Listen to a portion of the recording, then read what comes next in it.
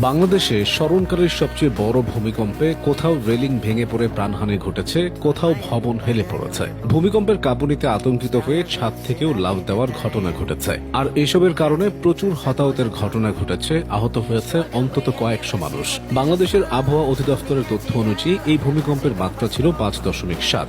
সাম্প্রতিক অতীতে দেশে এত ঝাঁকুনি দিয়ে ভূকম্প হয়নি। তীব্র এই ভূমিকম্পে বেশ ক্ষয়ক্ষতি হয়েছে দেশের বিভিন্ন স্থানে, বিশেষ করে ঢাকা শহর এবং তার আশেপাশে। পুরান ঢাকার বংশালের কসাইতলীর 20/C কেপি ঘোষ স্ট্রিটে ভূমিকম্পের প্রভাবে 5তলা ভবনের রেলিং ভেঙে 3 জন পথচারীর প্রাণহানি ঘটেছে। স্থানীয় সূত্রে জানা গেছে, ভূমিকম্পের সময় হঠাৎ করে 5তলা বিল্ডিং এর রেলিং ধসে ওই 3 জনের উপর পড়ে। এতে 3 জনই ঘটনাস্থলে প্রাণ হারান। তারা সড়ক দিয়ে হেঁটে যাচ্ছিলেন। ঘটনার পরপরই ঘটনাস্থলে ফায়ার সার্ভিস ও পুলিশ সদস্যরা উপস্থিত হন। পরে নিথর দেহগুলো সলিমুল্লাহ মেডিকেল কলেজ হাসপাতালে নেওয়া হয়। গণমাধ্যম সূত্রে জানা গেছে, ওই 3 জনের মধ্যে একজন শিশু, আরেকজন ওই মেডিকেল কলেজেরই 52 ব্যাচের শিক্ষার্থী, তার নাম রাফিউল। এদিকে তীব্র এই ভূমিকম্পে প্রাণহানির ঘটনা ঘটেছে নারায়ণগঞ্জের রূপগঞ্জে। সেখানে ভূমিকম্পের ধাক্কায় দেয়াল ধসে ফাতেমা নামের এক নবজাতক শেষ নিঃশ্বাস